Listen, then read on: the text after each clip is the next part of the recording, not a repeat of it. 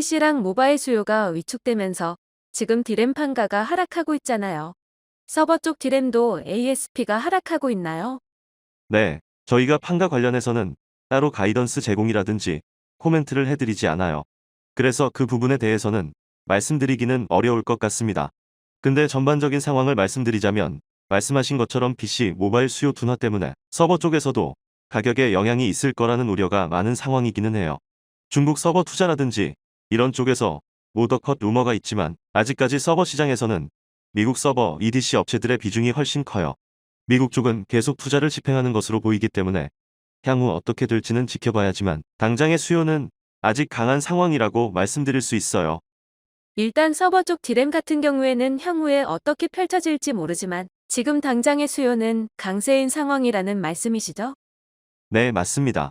이석희 SK하이닉스 사장님께서 6월 14일 미국 하와이에서 열린 세계 최대 반도체 학회 VLSI 2022에서 3D 디램 개발에 대해 언급해 주셨잖아요. SK하이닉스가 차차 세대 메모리 구조인 3D 디램 개발 현황에 대해 공식적으로 언급한 것은 처음이잖아요. 업계에서는 이 기술을 게임 체인저로 인식하는 것 같아요. 개발 일정 관련해서 나온 게 있나요? 아니요. 아직 구체적인 계획은 없고요. 일단 앞으로 그쪽 방향으로 기술이 결정하기는 하겠지만요. 저희는 지금까지는 일단 수익 차원에서 1A 이후에 1B 이후 1C 정도까지 로드맵이 있는 상황이거든요. 그래서 3D 디램은 아직까지는 구체적인 계획은 없습니다. 그럼 언제까지 개발을 완료하고 양산할 계획도 러프하게 나온 것도 없다는 말씀이신가요? 네, 지금으로는 말씀드릴 수 있는 수준은 아닌 것 같습니다. 올해 2분기 전체적인 분위기는 어떤 편인가요? 일단 2분기는 작년부터 지속된 매크로 이슈라든지 중국 락다운이 계속 있었어요. 특히 컨슈머 PC, 모바일 쪽에서는 사실 예상보다 조금 더 수요가 약세를 보인 측면이 있기는 합니다. 그래서 그쪽 세트 출하량에 따른 빌드 수요 세트 출하량이 좀 많이 둔화된 모습을 보이기는 했어요. 그래도 서버는 아직 강세를 보이고 있어요. 컨슈머 쪽 둔화를 조금 만회할 수 있는 부분이 있어요. 그래서 2분기도 원래 상반기보다는 하반기가 모바일이라든지 수요 피크가 있기 때문에 일단 하반기에 조금 더 기대를 하고 있는 상황입니다. 하이닉스 쪽은 올해 전체적인 분위기는 어떻게 전망을 하고 있나요? 올해 전체적으로 특히 모바일 같은 경우에는 하반기가 계절적으로 성수기이기도 하고 해서 상반기보다는 나아질 수 있겠지만 상반기에 좀 둔화된 점이 좀 커요. 그래서 연간으로 원래 빌드 수요가 한 자릿수 정도 상승을 예상을 했지만 지금으로 봤을 때는 좀 플랫하거나 소폭 하락할 수도 있을 거라고 지금은 예상이 되고 있고요. 서버는 올해 2018년 투자에 대한 교체 수요가 발생하고 있어요. 그렇기 때문에 올해까지 강세가 지속돼서 서버 쪽 출하량은 계속 견조할 것으로 보고 있어요. 그런데 이제 시장에서 우려하는 부분은 투자 인플레이션에 따른 투자 감소라든지 그런 부분에 있어요. 그래도 아직까지 크게 저희 쪽에서 영향을 못 느끼고 있지만 앞으로 어떻게 될지는 지켜봐야 할 것 같습니다. 1분기에 발생된 일회성 판매 보증 충당 부채 있잖아요. 그게 2020년에 생산된 디램 제품 불량 문제로 교환을 위해 하이닉스에서 쌓은 충당금으로 알고 있어요. 규모가 한 3,800억 원 정도였어요.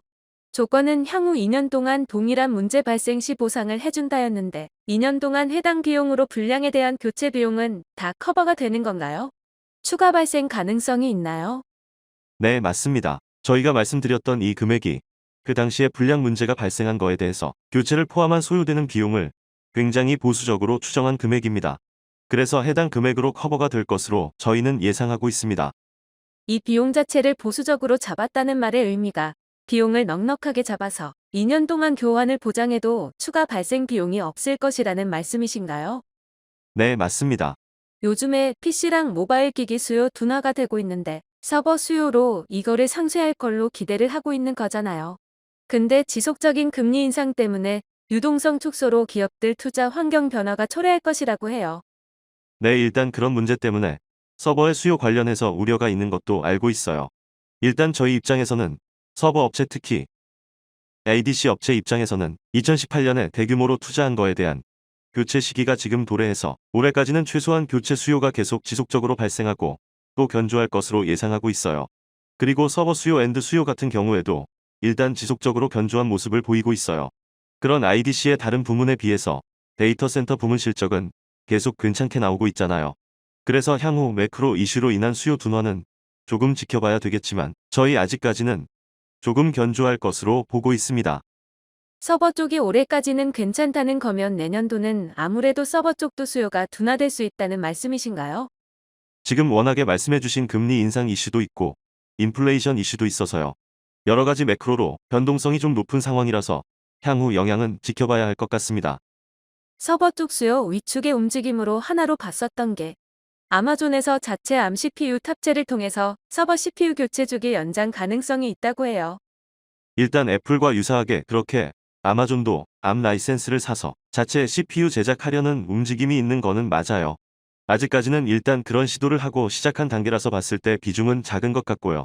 그리고 고객들 입장에서도 아직 안전성 측면 이슈에서 기존에 사용하던 CPU를 사용하는 것에 대한 선호도도 있을 거예요. 내용 연수가 결과적으로 연장되고 그런 결과가 있을 수는 있어요. 그렇지만 내용 연수라는 게 회계적인 개념이잖아요. 그래서 실제로 사용하는 그 기간이랑은 조금 다를 수 있기 때문에 내용 연수가 연장된다고 해도 회계적인 내용 연수랑 그리고 피지컬 라이프랑은 조금 다르다고 볼 수도 있을 것 같아요. 메모리 제조사들이 세트 업체들과 디램이랑 낸드 같은 경우에 가격 인상을 요구하면서 일부 세트 업체들과 2분기 고정 가격을 체결했다고 해요. 그래도 여전히 가격 협상을 완료하지 못하는 업체도 있긴 하지만 가격 협상을 완료한 고객들은 가격이 1분기 수준에서 크게 차이가 나지 않는다는 리포트가 있던데 실제로도 그런 건가요? 네, 저희가 가격 관련해서는 사실 가이던스를 제공하지 않고 있습니다. 그래요. 그런 기조도 말씀 주실 수 없나요? 1분기와 비슷한 기조로 협상을 맺고 있다 등의 분위기요. 저희가 원칙적으로 말씀드리기는 어렵지만 일단 증권사들이 잘 분석해서 파악하고 있는 것 같아요. 그래서 증권사 보고서 참고하시면 될 것 같아요. 최근 공급망 차질로 인해 가지고 반도체 장비 리드 타임이 길어지고 있는데 하이닉스 경우에도 영향이 있나요? 네, 그렇죠. 지금 기존의 EUV는 원래부터 리드 타임이 길어졌어요. EUV에도 전반적으로 장비 리드 타임이 길어지는 영향이 있었어요. 일단 저희 입장에서는 목표한 생산량을 채우기 위한 공급 장비 수는 확보해 놓은 상황이라서 출하량이 당분간은 크게 이슈는 없을 거라고 예상은 하고 있습니다. 일단 문제가 되는 점은 모드 마이그레이션을 하는데 1A 나노라든지 기존에 예상했던 비중을 그 도달하는 속도에 조금 변화가 있을 수 있습니다. 비중을 맞추려고 노력은 하겠지만요.